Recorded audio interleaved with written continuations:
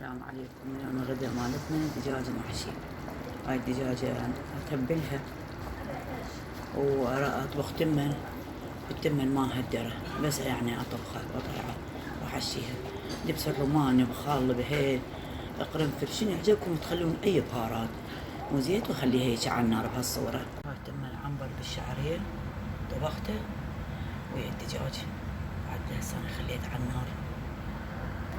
وبالنسبة للدجاجة بعد فد نص ساعة أخليها بتبسي أو بالصينية الأوفن أدخلها بالفرن.